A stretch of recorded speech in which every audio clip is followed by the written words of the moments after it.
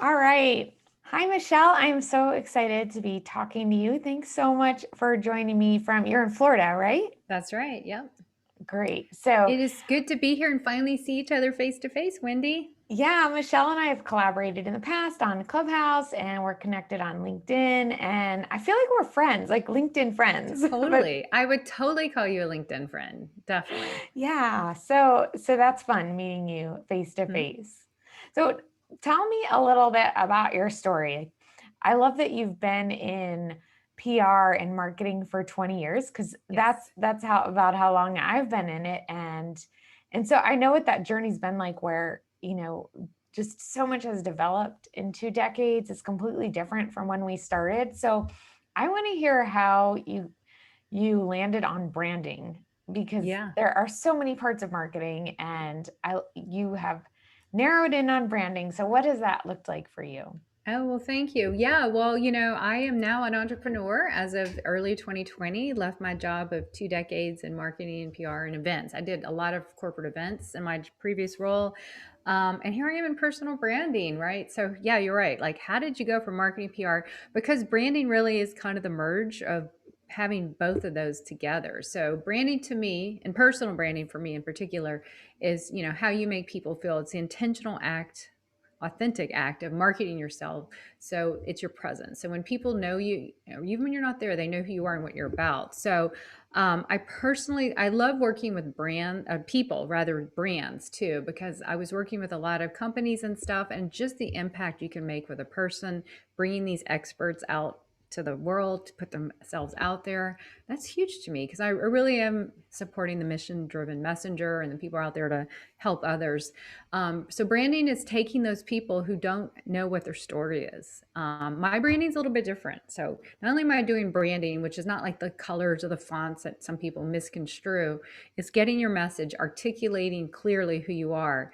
But then I really rub my marketing expertise in there and then my PR. So I kind of do a trifecta. I do branding, marketing, and visibility. They all intertwine the way I work on it. Okay, I love that because first of all, I have a similar mission to help experts get out there and get the Yes. word out there on what they do. And I work with clinicians and and so I love that we have a similar mission. And I think that you explained that so well because typically when people hear about branding, so that's something that you really only needed when you were a bigger company in the Mhm. past and you needed a certain look and you needed a certain style so that when people saw your ads they knew you. But now with social media, it's so much more than just your color palette and your logo. So can you just explain a little bit more, what does branding for a personal expert look like?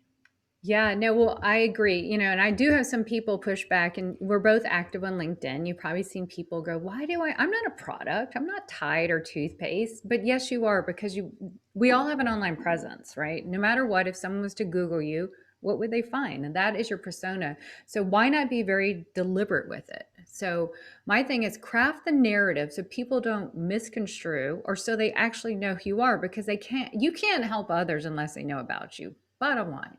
So my mantra is put yourself out there. And I get it. It's not easy because I had the same thing too, ironically, and that's what I do.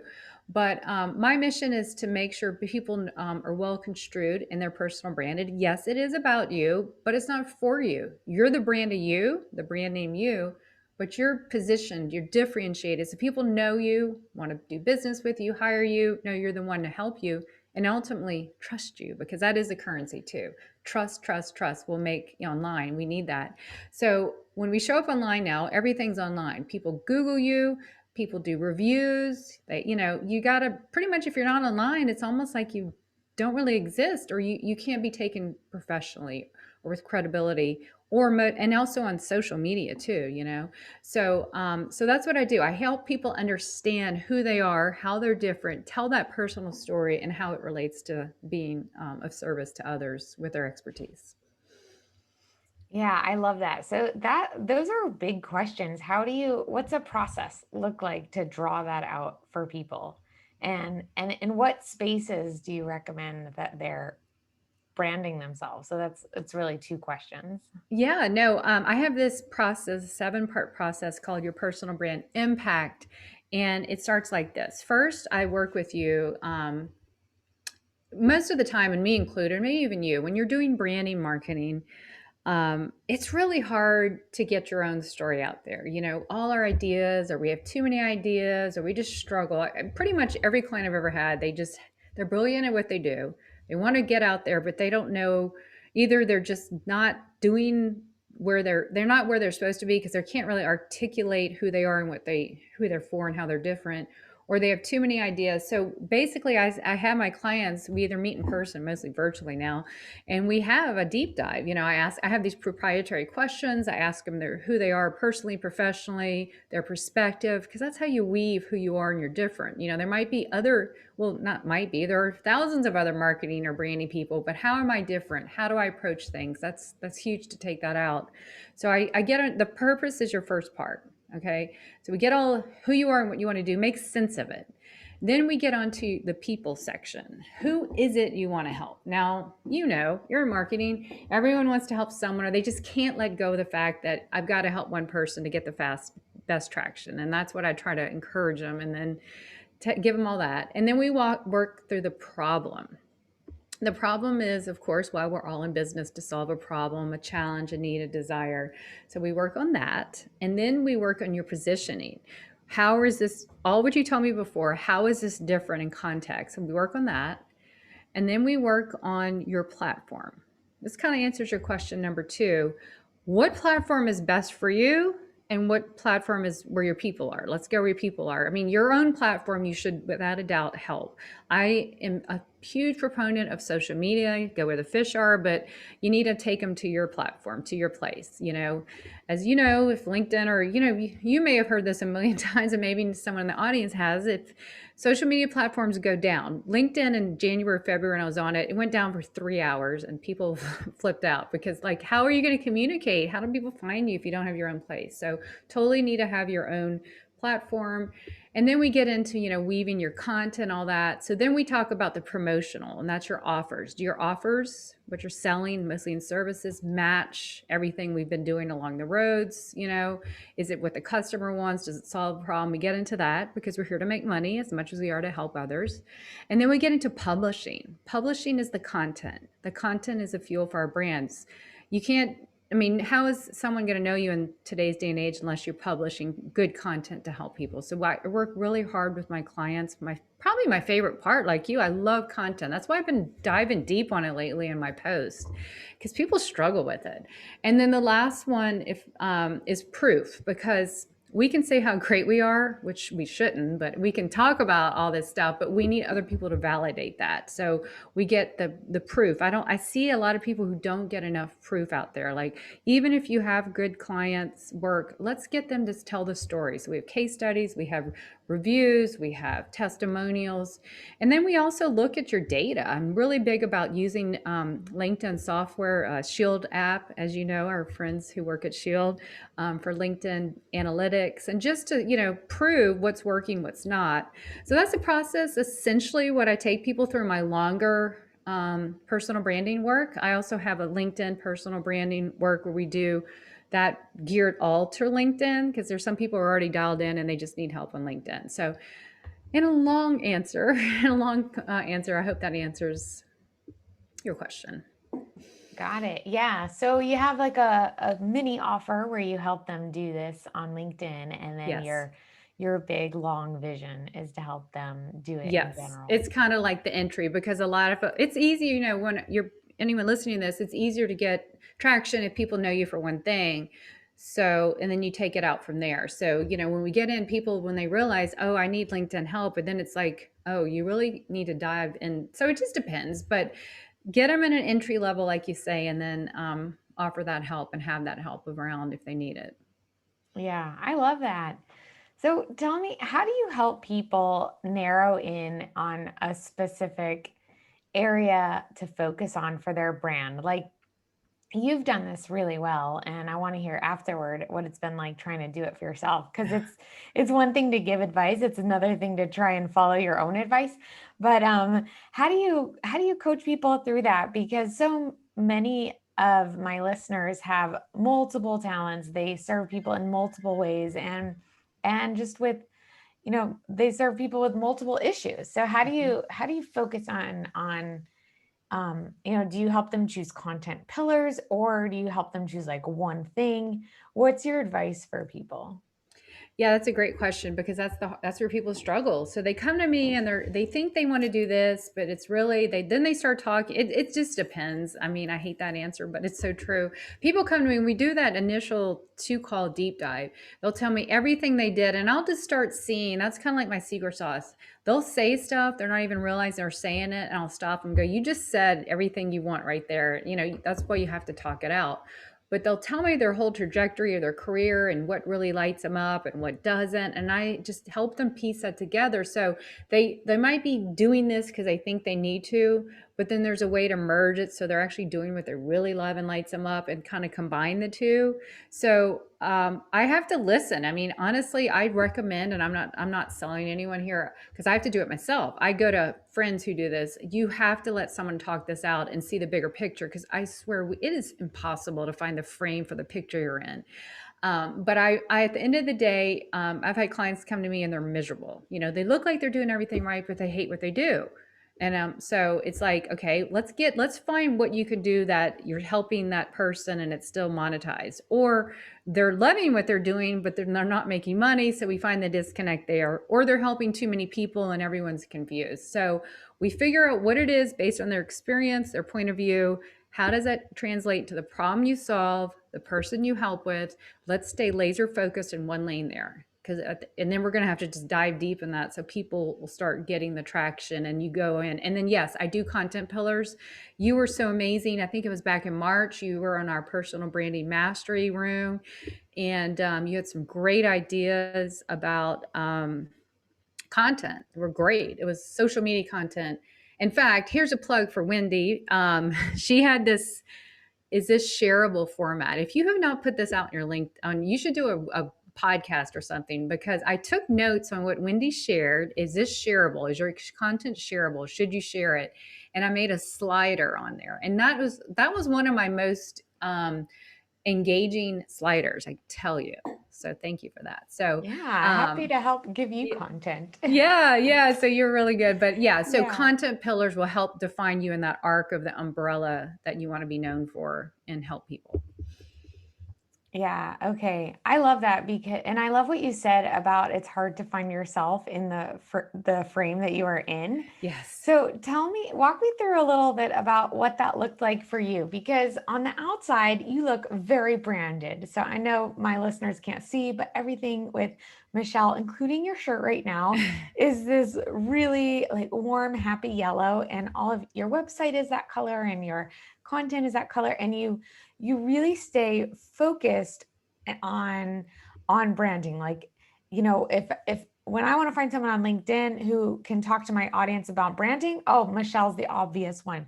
And I know just from the little bit of other things I know about you that you have many other interests and pieces about yourself that you could be talking about. I didn't even know till I read your bio that you have this strong background in PR, for example. So Mm-hmm. what did it look like to figure out for you that you were just going to focus on this thing that you wanted to become known for? Oh, that's such a great question. And almost it's like, yes, you can have listen, I can relate to my clients because I've been there, done that. I struggled so many times. What I didn't tell you is from when I left my job, from when I really wanted to leave my job to when I actually left my job, it was 5 years. Okay. Yes, I was consulting marketing on the side, but I had this, big dream to do it. And I just waffled, and I tried to do all the different things, tried a little bit of this, that, email, all the different parts of marketing, just trying it out. And that's what you really kind of need to do. But at the end of the day, I realized exactly what I was doing was helping people with their branding. I didn't call it that. And it wasn't till I also, let's see, so I fast track, I went out on my own early 2020, and then I got story brand certified. And thought I was going to really, and I do love it, don't get me wrong, but I realized I'm more of a strategist than an implementator. So I did some story brand work, and then that just kind of morphed into personal brand people coming to me. And I realized that just lit me up. So you kind of have to go out there, which I made the mistake of. Don't hold yourself back. Go out and take action. That's why I'm always talking about that on LinkedIn. I don't want people to waste time and money. I spend so much money on courses. So, okay, if I look back, this is what I should have done: taken all the money and still had tons of money left over. Taken the money I wasted on courses, thinking I needed to go try all this.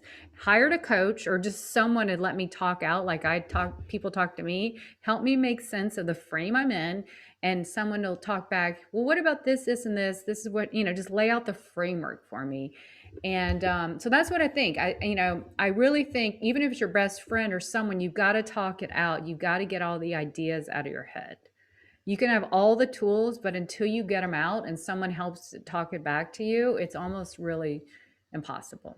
At least for me and most of the clients I serve. Yeah. Yeah. So So we I sort just of fell into it, and then I dove into it, and it evolves. So when you know in your right place, just things start happening. It clicks, if that makes sense. right, right. So it seems like there's a point where people are more ready for you, like where they kind of have a sense of their niche. Does that, Mhm. or is that something that you help them with? No, I do. Now, I do caution that if someone is completely all over the place with, and I say that loving because that was me too. um, I want them, I have some resources. In fact, someone reached out to me in LinkedIn, delightful person.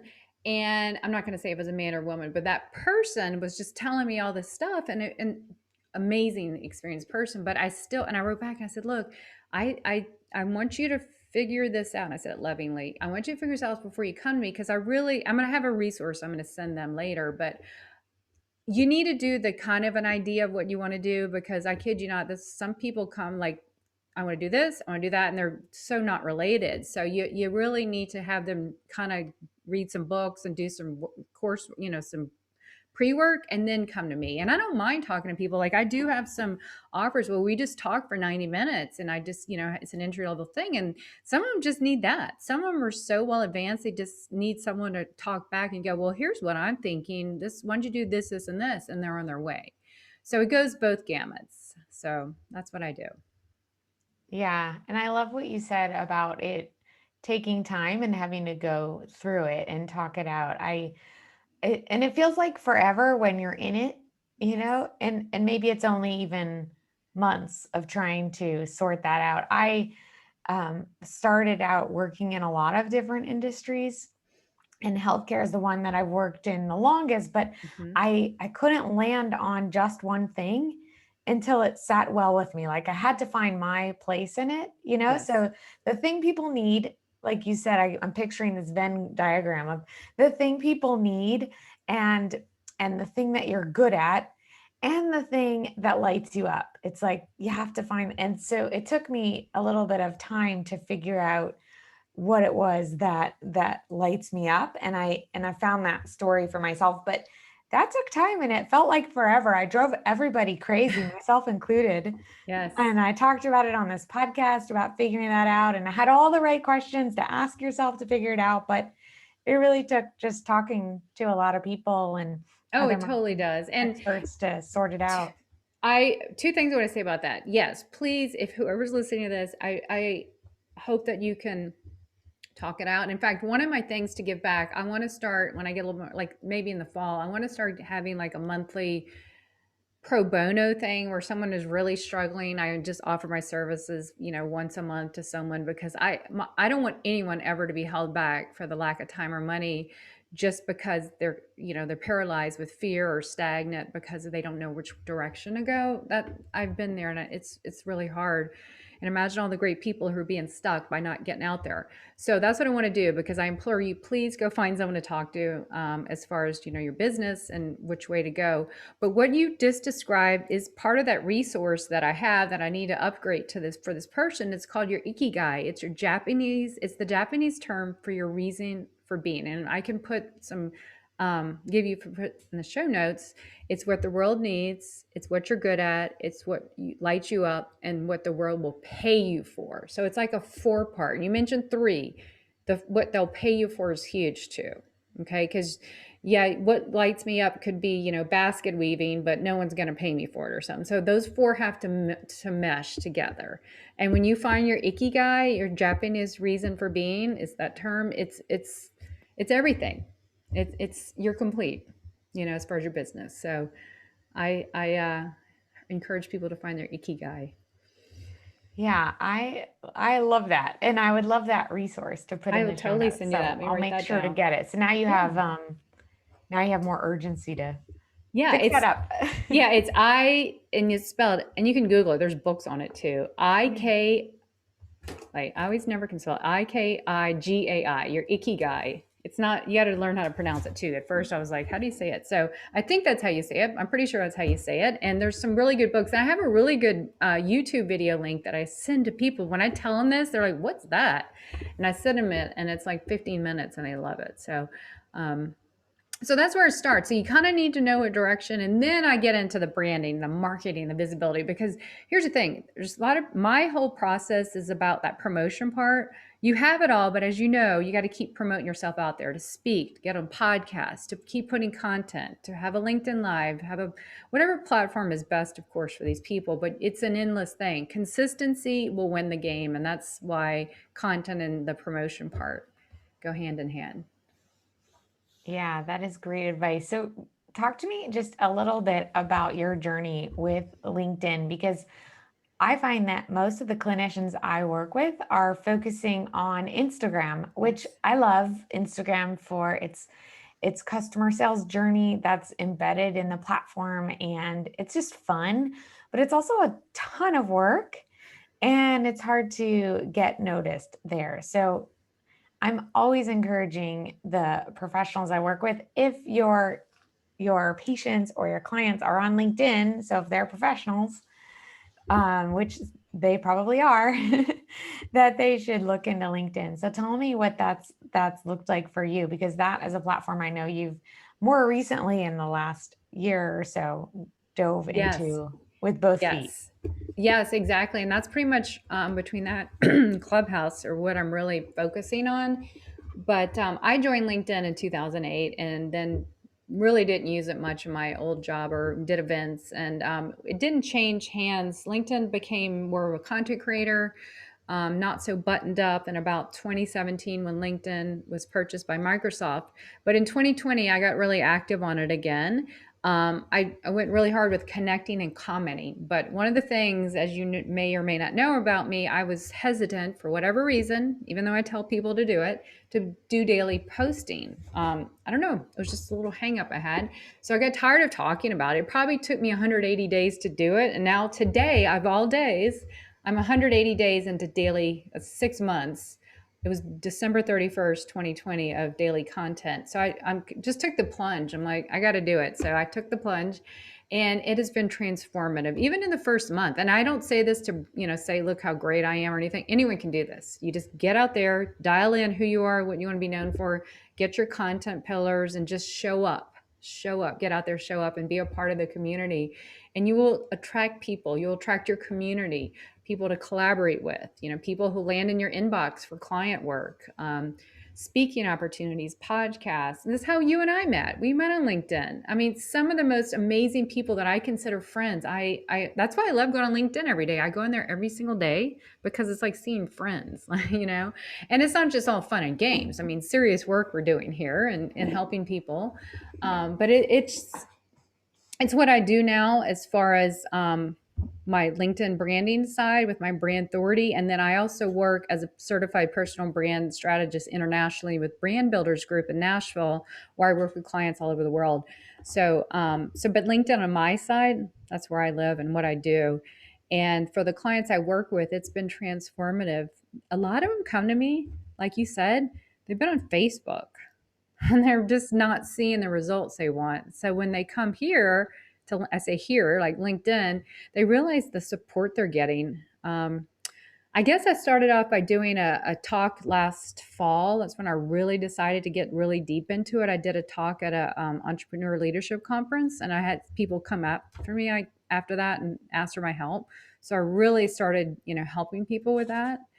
But it's a supportive group, wouldn't you say? I mean, people there are really there to support you, not tear you down, which is very helpful, I find. Yeah, I totally agree. I also just think the nature of LinkedIn still is that the app is supporting engagement, Yes. whereas you can create content that follows all the rules for other platforms, and still you're just not getting noticed. It's not getting shown to people, and Hmm.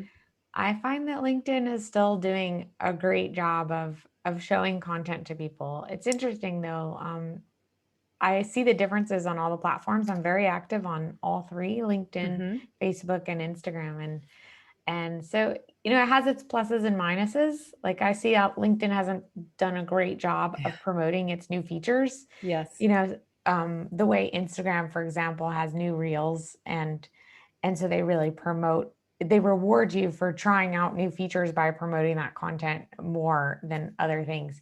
So I haven't seen LinkedIn do that well, but what they do really well is it's super easy to create Yeah. content with no image. It doesn't have to be fancy, just your words. Yep. And if you ask questions and you do it in a social way, people do see it and they Yeah. do respond. The people on there are interested in not just scrolling but answering. Yeah, And it's where business is done, as LinkedIn says. And mhm, the stats are anywhere between 97 and 99% of the people who are on LinkedIn, which is about 700 something million people now. Only 2 to 3% actually post content. So the organic reach is there.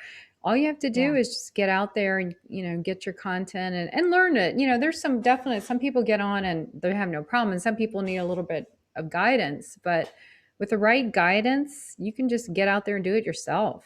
And that's the fun because you're going to meet people who are going to help you and friend you and, hire you even or yeah, do business with you, so or get a job. It's definitely a still not still, but it's definitely viable for a job. But also there's a lot of consultants, there's a lot of owners and founders there, just as many. So it's the place to try out. So yeah, so if your audience is not quite there, give it a go. But one thing I want to caution: don't come on for a week and then leave. Right? You got to be there for, give yourself 90 days, try it out for 90 days and see how that works. yeah. I love that advice. I'll also put in the show notes. I have a LinkedIn training power hour that Oh, nice. shows you how to update your bio and start creating content and find connections. That'd be And Michelle, perfect. I know you have your smaller offering where you help people with their LinkedIn, sounds like with their LinkedIn profile Hmm. and and their Content. header. So Hmm. yeah, so tell my listeners where they can find you. I to follow up on all the things we talked about, branding and LinkedIn and finding your niche. We kind of went around a lot of really like important basic information for getting your name out there. Yeah, well, thank you so much. To make it really easy, I have everything like I went on podcasts and stuff. Just go to michellebrands.com and it'll take you to my websites. And I'm actually in the middle of updating my Brand Authority website, but it's going to have my podcast that's coming out soon and my LinkedIn Lives that I just started about 5 weeks ago. Unfortunately, I don't have the Clubhouse content, but I do a ton of sliders on my LinkedIn profile. We have recaps, including the one for Wendy, which we should link in the show notes. At LinkedIn, I'm Michelle B, as in brand, Griffin. So you can find me there. I'm very active on Clubhouse. Not only am I host of the Personal Brand Mastery, I host about 2 times a week LinkedIn Mastery. So I'm active there. And eventually I'll get my Instagram business account open and just kind of post my LinkedIn stuff. But I found the best traction right now with LinkedIn and Clubhouse too. So those kind of where I've been hanging out. So you can find me there, and I'd love to connect with you. Sounds great. And I will put all those links in the show notes. Well, great. Well, I appreciate this, Wendy. I can't tell you how excited I am to see her because she and I have known each other for a while now, and we haven't seen each other face to face. Thank you, Yeah. Zoom. So This was fun. it's Thanks been for fun. being I here. appreciate it.